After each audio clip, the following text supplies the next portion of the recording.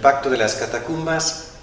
es un autocompromiso de unos 40 obispos reunidos en el Concilio Vaticano II, que durante todo el tiempo del concilio han tratado de crear un movimiento para introducir el tema de la pobreza de la Iglesia y de la Iglesia de los pobres a los documentos del concilio. Y han trabajado fuerte, se han reunido semanalmente, han invitado un montón de gente, teólogos, otros obispos, para convencer a los padres conciliares a que el tema de la pobreza en el mundo y el tema de la pobreza de la Iglesia no solamente era un tema entre muchos otros que había que tratar del concilio, sino el tema esencial para la Iglesia de hoy. Y cuando se dieron cuenta en la última sesión del concilio que sus efectos en los documentos del concilio eran, bueno, se podían ver, pero no eran tan grandes como deseaban, decidieron hacer un acto personal, un acto de fe, un compromiso, y se reunieron en las catacumbas de Domitila el 16 de noviembre de 1965, pocos días antes de que terminara el concilio. Celebraron una misa y firmaron un pacto y se comprometieron como obispos y ante Dios y ante los fieles de sus diócesis a renunciar a la riqueza. Y decían que renunciamos a la riqueza no solamente de hecho, sino también toda apariencia de riqueza. Y lo hicieron con toda humildad, sin presunción, han dicho, y querían convertirse a sí mismos y tratar de convertir algo en sus diócesis y de esa manera quizás dar un paso adelante para que la Iglesia poco a poco se convirtiera en una iglesia más de los pobres. Y dentro de los 13 puntos del pacto hay cosas muy diferentes a nivel personal, espiritual, a nivel social, de atendimiento a los pobres,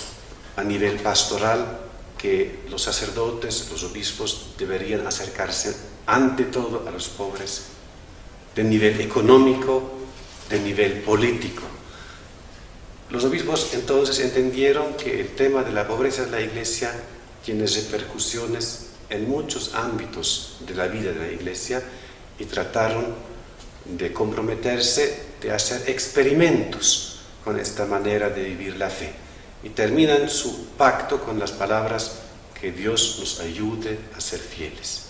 Este pacto me gusta mucho, fue un pacto en el anonimato, no publicaron sus nombres, fueron publicados ahora, unos 40 años después del concilio, y recién también está saliendo a luz este documento y está siendo discutido otra vez en muchos lugares del mundo. A mí me ha impresionado que se refiere también a la vida personal de los obispos, no solo a su política o su autoridad, su estilo de autoridad, sino al estilo de su ropa, al estilo de su movilidad que se van a comprar o se van a ir así en micro o en trufi. Y eso yo creo que es una cosa importante, que hasta las cosas muy sencillas y muy personales como mi ropa y mi modo de movilizarme es una pregunta de la identidad de la Iglesia, y los obispos son cara de la Iglesia, pero también cada uno de nosotros, de nosotras, es la cara de la Iglesia hasta afuera y hacia afuera, y así el modo de vestirnos, de movernos, de portarnos en el ambiente social significa algo sobre la identidad de la Iglesia que somos.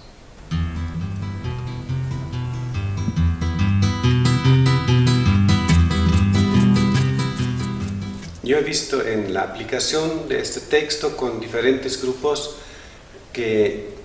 muy rápidamente nos centramos a lo que deberían hacer los obispos hoy. He trabajado mucho con el texto en Alemania y casi siempre llegamos a los obispos deberían. Y es muy difícil después llegar a que la gente piense y discute sobre la pregunta: ¿yo qué debería hacer?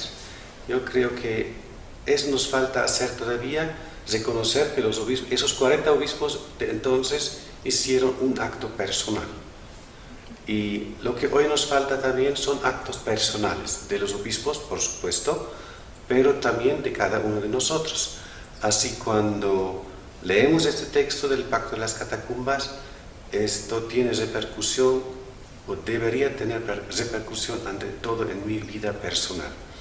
Y es un llamado espiritual, tal como lo concibieron ellos. Es un acto político, también económico, no sé qué cosa,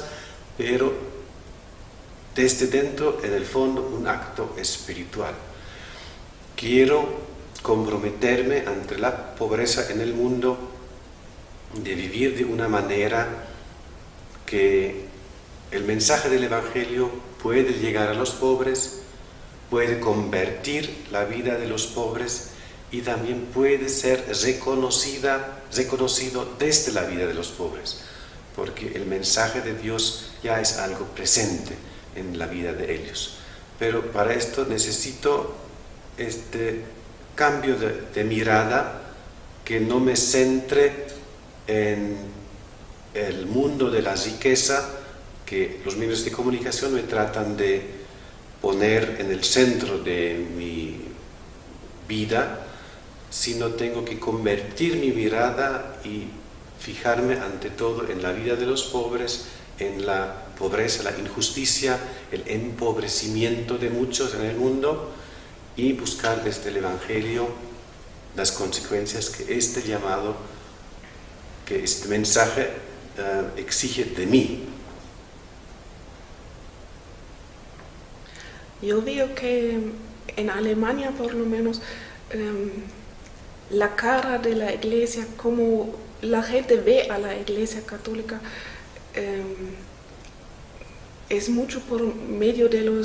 la tele o de los periódicos. Y en la tele y en los periódicos aparecen más que todos los obispos en los actos oficiales, en las liturgias grandes de Navidad, de Pascua, y siempre con una cierta riqueza, con un pompo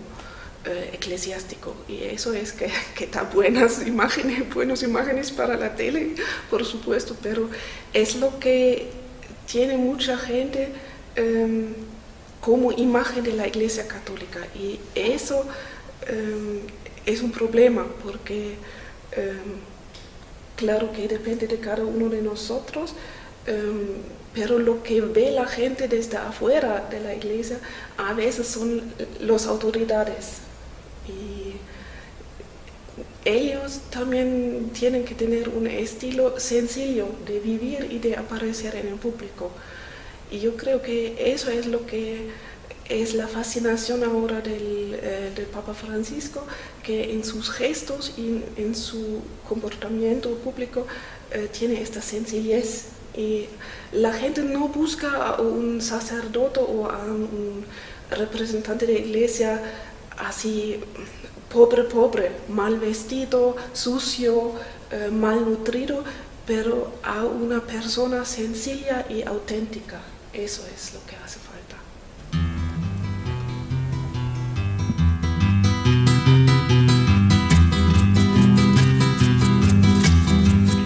El Papa Francisco fue una sorpresa para todo el mundo,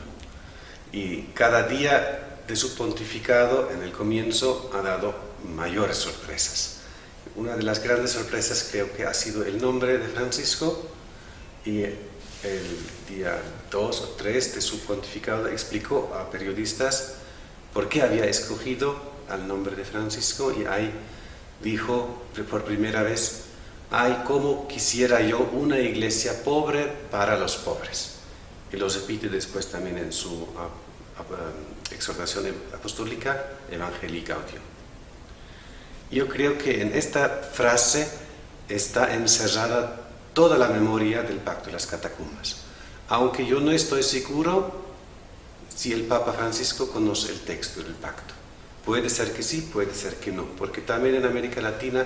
este texto como texto estaba olvidado. Pero los obispos latinoamericanos que regresaron del Concilio Vaticano II se convocaron para 3 años después para la conferencia de Medellín. Y algunos de ellos, como Manuel Larraín de Chile y Domelder Cámara de Brasil, habían colaborado en el trabajo del Pacto de las Catacumbas y llevaron no solamente el texto, sino toda la mentalidad, la espiritualidad, las ideas que estaban detrás del Pacto de las Catacumbas, y lograron invertir muchas de las ideas dentro de los documentos de Medellín. Y ahora cuando vemos el documento Pobreza de la Iglesia de Medellín y lo comparamos con el Pacto de las Catacumbas, vemos cómo este texto se ha enriquecido. Y a través de Medellín se ha difundido por toda América Latina, y aquí mucha gente, quizás inconscientemente, vive según el Pacto de las Catacumbas.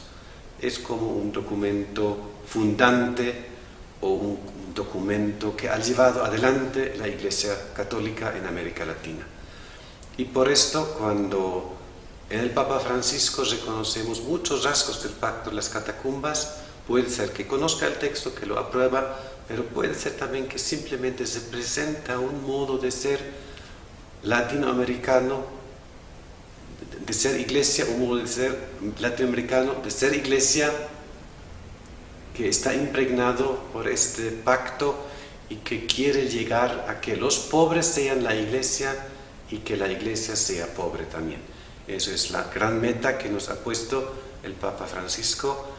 y a la que apuntan también muchos de sus gestos con que ha llamado la atención al mundo entero. Eso es lo nuevo, yo creo, que con el Papa Francisco ahora esto llega a todo el mundo, a India, a China, hasta Alemania, y la gente empieza a pensar, a reflexionar,